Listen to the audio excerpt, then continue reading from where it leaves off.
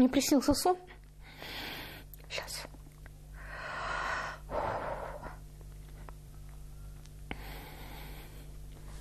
Я вошла в редакцию, а там вся наша редакция в полном сборе. Вильдан, Флюра, Сабировна, Алисан. И все. Я зашла и говорю, вот же они все, вот же они. Бросилась обнимать их. Они кинулись меня обнимать. Стали, не знаю, вспоминать, разговаривать. Я проснулась, и мне было так грустно, что это только во сне. Когда я уже как ветеран приезжаю в телевидение, через ворота прохожу, волнение охватывает, как родной дом. Знаю я этого молодого человека, не знаю, он мне как родственник. Иду по коридору, встречаю молодых сотрудников, я их всех принимаю за близких людей. Я считаю, что телевидение – это великое дело, и те, кто здесь работают, служат великому делу. Двигалось желание переспорить вот это старое поколение. Тут ты выкаблучиваешься, что-то делаешь, там, то натащишь этого, с кучей светильников, там, я помню, там, и так, а тут бац, что-то сюда, пахам, так это убрать, пятнышко туда, пятнышко сюда, смотри, картинка звенит. Она просто звенела.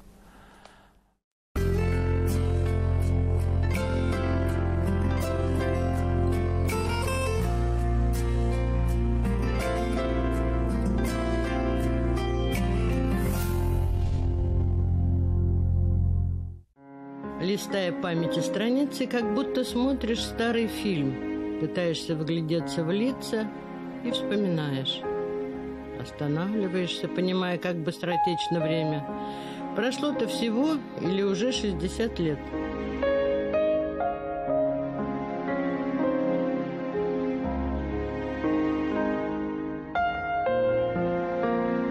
Мы ждем финальных титров. Авторский знак такой-то год. Башкирское телевидение. 60 лет назад принято постановление правительства Башкирии о строительстве в Уфе телецентра. За 2 года до выхода документа члены клуба радиолюбителей начинают пробные выходы в эфир.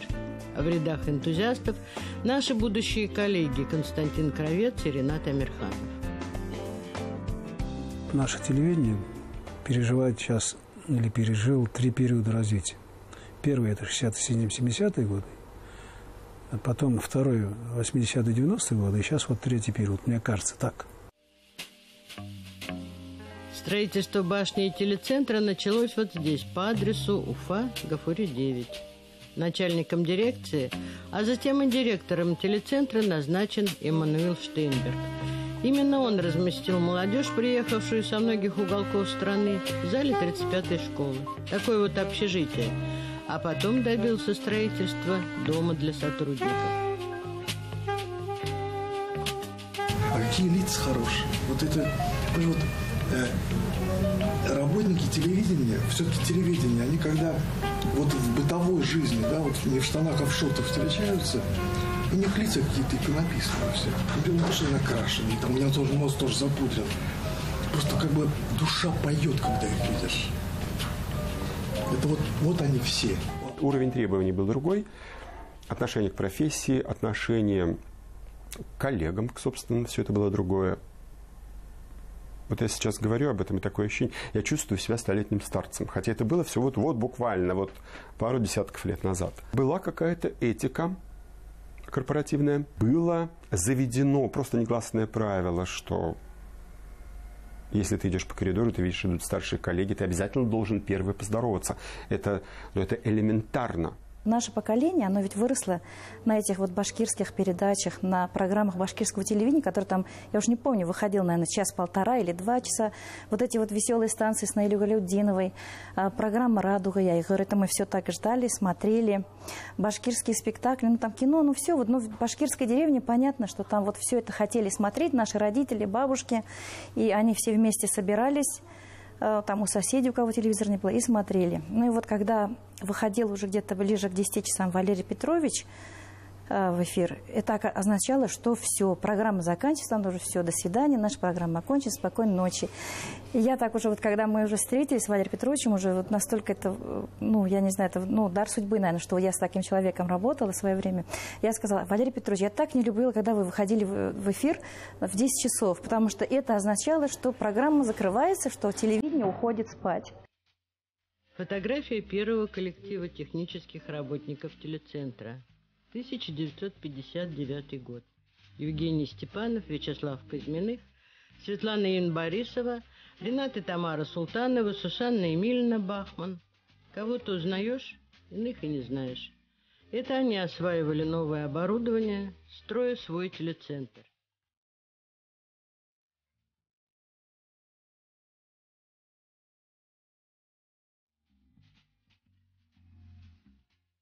Когда приехали, телецентр еще строился.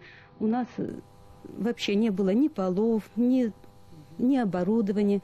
Получали оборудование, устанавливали. Самое первое оборудование у нас было советское, очень громоздкое такое, очень сложное в эксплуатации, да.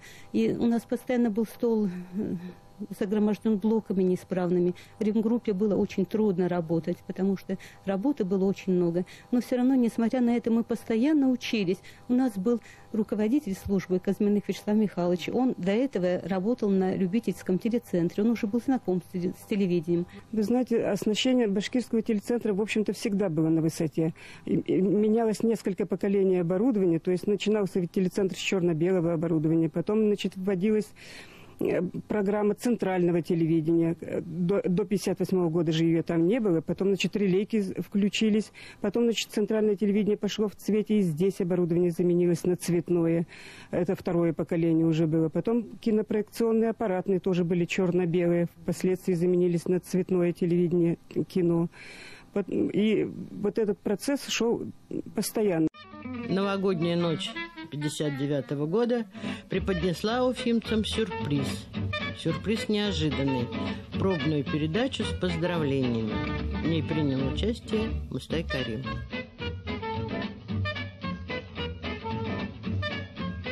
«1 марта 1959 года. Первый выход в эфир из концертно-вещательной студии телецентра. Вот это был праздник. Победа команды молодых энтузиастов, средний возраст сотрудников 25 лет. Картинка была ужасная, черно-белая, все кривое, все ручная регулировка, оборудование старое, допотопное. Ну, по тем временам современное, но очень ненадежное. Многие помнят заставку «Салават Юлаев» с известной очень музыкой, там, которая, экран, на которой проявляется еще черно-белый памятник Салавата Юлаева. Значит, затем все это было выполнено, естественно, руками. Это нарисовано фотографии. Сзади включали лампочку, которая просвечивала через кальку, на которой был нарисован, и получался эффект свечения. Была такая должность художник-шрифтовик. У нас работало 2 человека. Это Иван Малявка и Галия Ягудина. И мы работали на первой программе. Время нам выдавали там, для новости дня, это вот панорама. Там какие-то детские передачи были. А много детских передач, кстати, очень хорошие. Любимого была тогда, возглавляла Ирина Константиновна. Вот. Шабалина, Раиса Петровна. Интересные времена были, конечно. Мы выходили в эфир с утра. Утренняя программа была. Показывали мультфильмы, художественные фильмы. Далее вечерняя программа. Она начиналась у нас в 18 часов. Вот. Где-то вот до 11 часов мы вещали. Живьем все шло. Повышенное внимание, очень сложно было. И иногда и ляпы были такие интересные. Но потом это дело в записи все это скучнее стало. Все чисто. Передача идет живая. Оператор двигается до своей камеры. Помощник режиссера успевает этих людей вывести из студии, других завести в студию. По 60 человек. Я вот помню в этих вот огромных передачах «Огоньки», да, «Огоньки», и новогодние ведь «Огоньки», и октябрьский праздник, опять «Огонек», да, и передовики, и самодеятельность, хор, да, столько народу там участвует, и всех их завести, они стоят. Прямой эфир, в самом деле, он накладывал такую дисциплинированность, такой подход. То есть без трактовой репетиции, да какой там, неважно там, все подчиняется. Ибо вот этот принцип существовал, который, может быть, вот по некоторым причинам утерян, но, в принципе, он все равно рано или поздно вернется. Режиссер – это Бог, оператор – это император. И все крутится вокруг вот этой пары. Если между вот этой парой не будет контакта между собой, любая программа, она просто рухнет. Во всяком случае так, особенно в прямом эфире. А тем более коллектив ведь тогда был не очень большой. Была всего лишь одна студия, одна передвижная станция. Телеоператоров было всего лишь 10 человек. Вот сейчас ты отвел информационную программу, и пока идет документальный фильм или что-то, как бы вот заходишь в другую студию, заходишь, и начиналась беседа в определенной конве на определенную тему. Первый коллектив телевидения, тот же 1959 год. Раиса Семеновна Стрижкова, Альфира Карамовна Сабитова, Гренада Шамильевна Вахитова, Фаина Ефимовна Володина, Райсапа Бекулова, Зумара Сарбаевна Авдиярова, Клара Насырова. Молодые, красивые, с энтузиазмом взявшиеся за новое дело – телевидение. Учились на ошибках, радовались удачам. Первая передача, первый репортаж, первый концерт, первое телевидение Башкирии. То поколение, которые уже проработали на телевидении лет 20-25 с первых дней, они очень этим гордились, помнили все до мелочей, кто что делал, кто здесь работал. И какие-то они создали свои традиции и очень требовали, чтобы эти традиции были тоже соблюдены. Как же уютно было в этом небольшом, как потом оказалось, здании на Гафуре 9. Радио, телевидение, инженеры, операторы, художники и главная святая святых – большая студия, так мы ее называли, и макетка, студия новостей.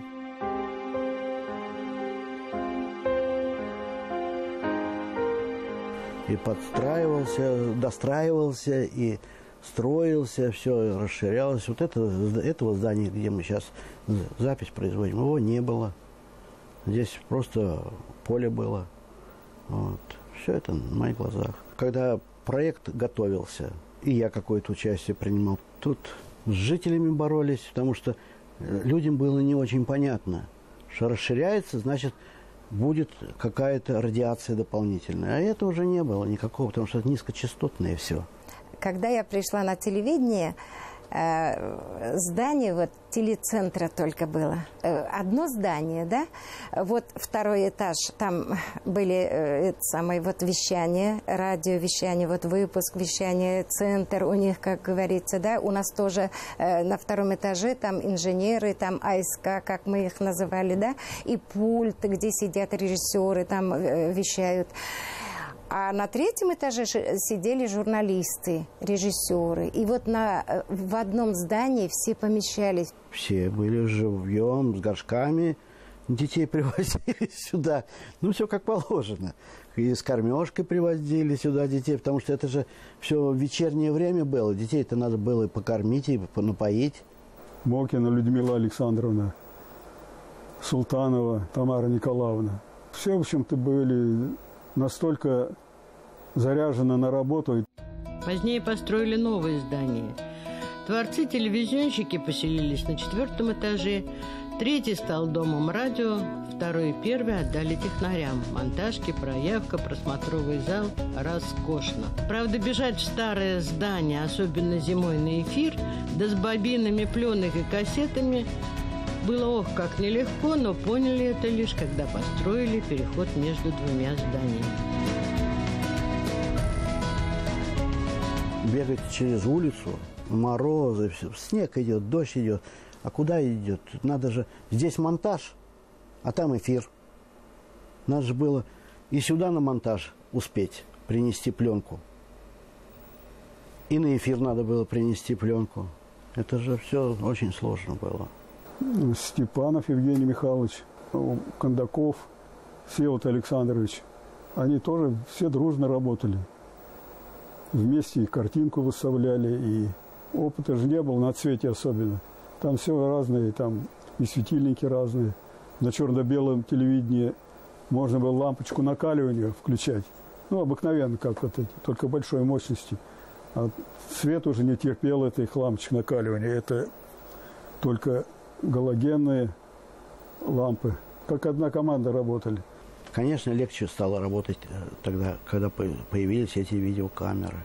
Потому что этот 4-часовой мокрый процесс обработки пленки, это было сложно, очень сложно.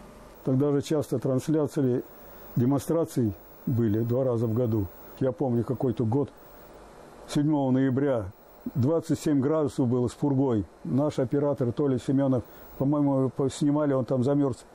Ноги не гнулись уже на кране. Перешли мы на цветное телевидение, да? Сменились камеры. Вот все время, вот мало того, у нас с техникой ведь всегда не очень хорошо было. Вот Рафаэль Бикинин, он придумал, значит, ну вот, как сказать, тележку с рельсами, чтобы хорошо съемочка шла. То есть то, что элементарно в кино, допустим, нам приходилось самим все это придумывать и самим делать. И операторы это все придумывали. Какие спецэффекты? Все это придумывалось операторами. И, допустим, вот когда снимали какие-то вот именно концертные номера, выстраивали кадр как. То есть художник вместе с оператором все это вот как-то придумывали досконально. Какая была радость, когда мы узнали, что у нас цветное телевидение.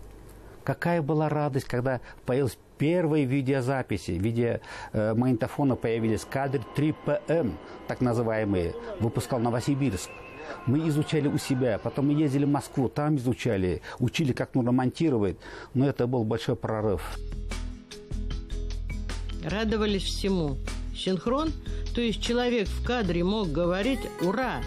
Видеозапись – последнее достижение техники. 2 камеры ТЖК, телевизионный журналистский комплекс, выстраивались в очередь.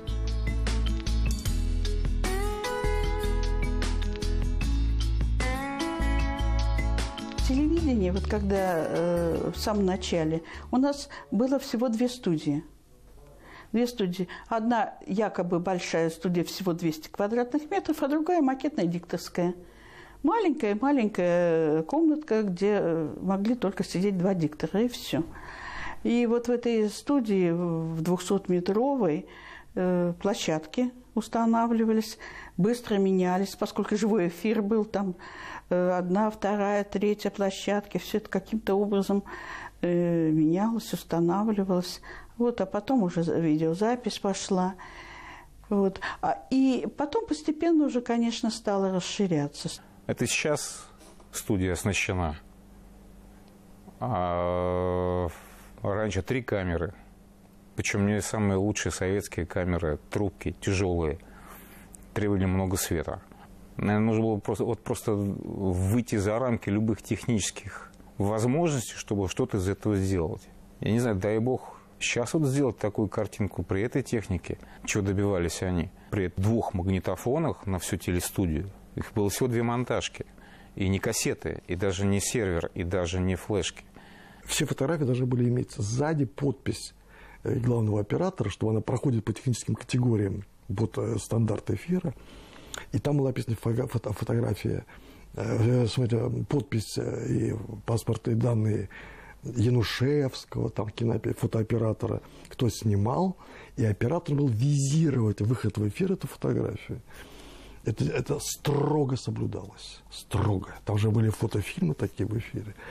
И вот как бы перед самым эфиром обычно по мреже бегали к операторам, и, значит, они готовятся к эфиру, там тракты репетиции идут. Они подписывают фотографии, которые вот Бикинин, такой немножко сухач такой немножко был. Он очень он пытался мне, будучи помрежем, объяснить, почему это плохая фотография, а это хорошая. Вот, оказывается, они отличаются между собой. Не потому, что там все видно и в фокусе, а потому, что там есть композиция кадра. Там есть герой главный, герой второстепенный. С 1974 по-моему, года там уже оборудование «Перспектива» цветное. Ну, и с этим оборудованием, в общем-то, и поехали на Олимпиаду работать. Мы туда приехали уже на малую спортивную арену «Динамо». Для передвижной телевизионной станции было 2 маленьких зданица таких, вот, невзрачных. Вот. Да и передвижной телевизионной станции как таковой один ЗИС-155 был. Небольшие окна в эфире федеральном 2 канала, и не было ни такого количества людей, ни такого количества техники. И вообще телевидение было, оно немножко было такое официальное, что ли, то есть это был такой вот прям орган власти, да, в некотором роде. И попасть было на телевидение тяжело, и авторитет вот как бы журналистов, там тебя по телевизору показали, это было очень так весомо. Телевидение в то время это была трибуна, с которой мы вещали о том, чем живет наша республика, чем живет наша культура. И мы считали, что обязаны, что телевидение должно освещать все многообразие нашей жизни, многообразие нашей культуры. Это и народное творчество, это и академическая музыка, это и эстрада наша, то есть все многообразие нашей культурной жизни. Но вообще загадывать желание перед людьми, которые состоялись в этой сладчайшей профессии, не хочу даже перед ними стоять спиной, потому что я их в принципе по статусу, по полу, по гражданству, я их уважаю. Они дали мне дорогу.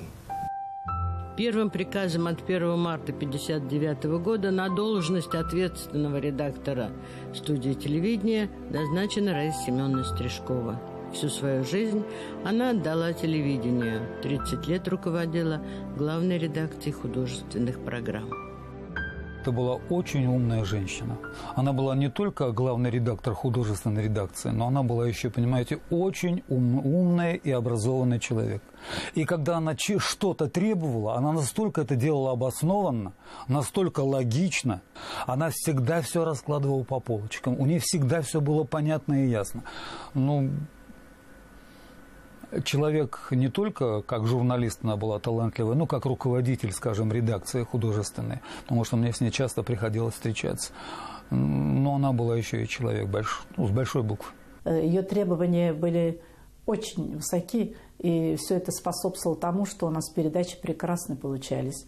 И она тебя отругает, в кабинет вызовет, и через 5 минут она может тебя пригласить на чай, угостить тебя.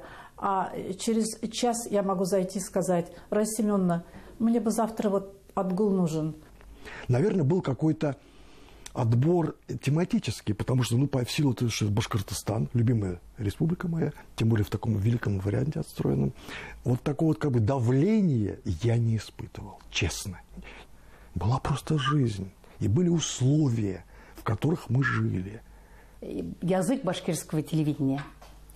Грамотный башкирский язык.